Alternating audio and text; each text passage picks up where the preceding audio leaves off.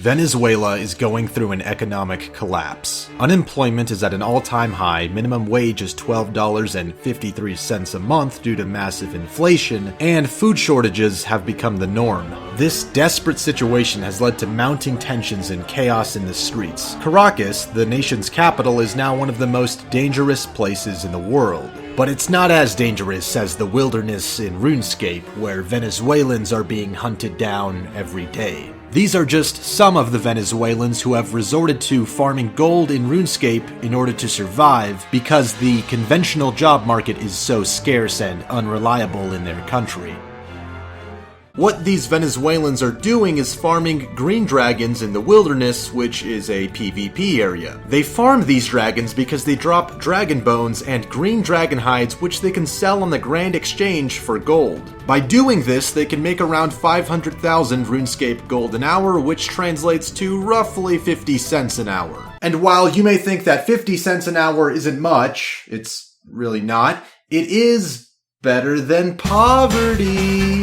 An article by an author named Fizzerman explains why farming is worth it for these Venezuelans. More advanced players will know that repetitively killing the boss Zolra can earn around 3 million gold per hour, which is about $2 to $3 an hour. At $2 to $3 an hour, this would allow a teenager or young adult to make more money by playing a video game than the majority of college-educated professionals in the country. That's right, in Venezuela, you don't need an education. You just need RuneScape. What is amazing is the fact that this digital currency still has much more stability than currencies of socialist third world governments. For the past few years, RuneScape currency has steadily remained at a little over $1 per 1 million gold, while Venezuelan currency is depreciating significantly by the day. It's not just Venezuelans either. Vice reported on an American kid who claims to have made over $10,000 a month by farming gold in RuneScape. There was even this Venezuelan article detailing the farming method and how to make money doing it. And according to this Reddit post, that article angered some gold farmers who reportedly issued death threats and doxed the author of the article since he was potentially creating more competition for the farmers. Gold farmers are nothing new to MMO players. The notorious Chinese gold farmers from World of Warcraft were a huge annoyance to millions of WoW players. Similarly to the Venezuelans, Chinese gold farmers would do whatever it took to farm and sell gold in order to make a living in the real world. These gold farmers would often spam advertise in chat channels and obnoxiously message people in order to promote their gold selling websites. Not only that, but gold farming also impacted the in-game economy. For these reasons, the Chinese gold farmers, much like the Venezuelans, were viewed with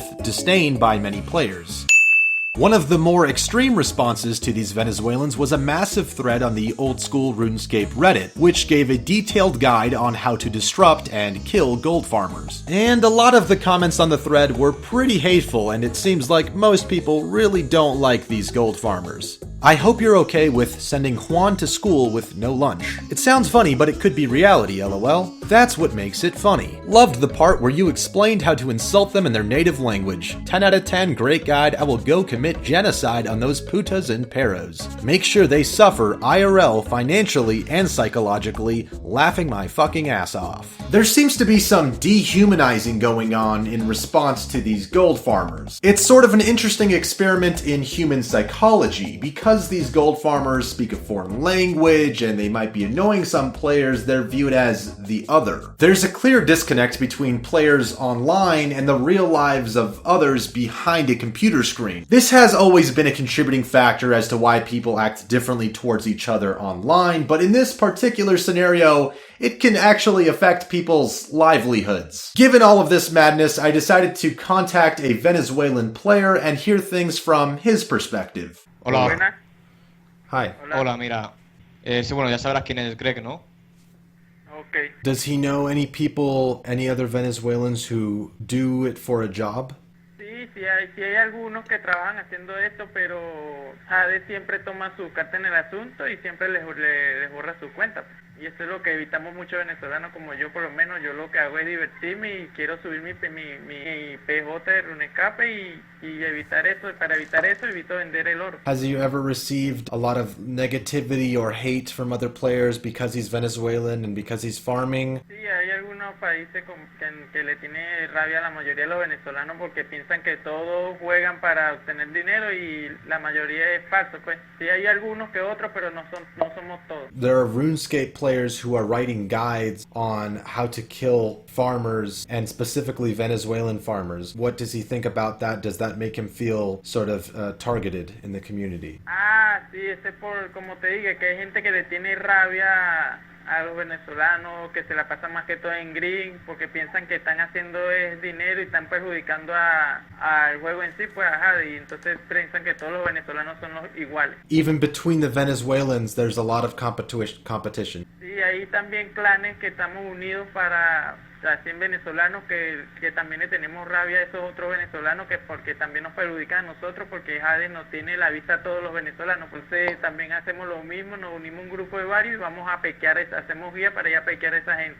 As ridiculous as it may sound, clicking on these dragons may be the only source of income for some Venezuelans. But in order to make a profit, these Venezuelans must first sell their gold, and that's where these gold-selling websites come into play. Take the professionals at papusgold.com, for example. They deal in Bitcoin and RuneScape 2007 gold. You know, the next major player on the market. And they even have a listing of all of the employees on the website. These are the starving faces of the hard-working Venezuelan gold farmers. These are the people you're hurting when you mess with them farming green dragons. Just look into their eyes. You have Maucaisius, the CEO. He looks like a hard-working and professional businessman, the brains of the operation. And Kathy looks like she's on the verge of tears, but she's still hanging on. What a brave soul. And we have Jesus. If Venezuela ever needed a miracle from God, now would be the time. And finally, gone. Because if this gold-selling business doesn't work out, all hope is gone. Venezuela is going through some hard times right now, and for some, farming green dragons in RuneScape is their only means of survival. Behind these pixels are real people with real families dealing with real struggles. Unless they're bots, in which case they're computer programs. But most of these players are real Venezuelans and real people who deserve to be treated as such. So the next time you find yourself playing RuneScape and you just so happen to be in the wilderness seeing players farm green dragons, maybe just leave them alone. You might be saving a life. But a little PKing never hurt anyone. Here's my motherfucking farm! Oh yeah!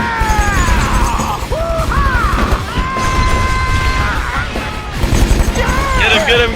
Oh shit! Oh shit! I'm a Gold. farmer, motherfucker!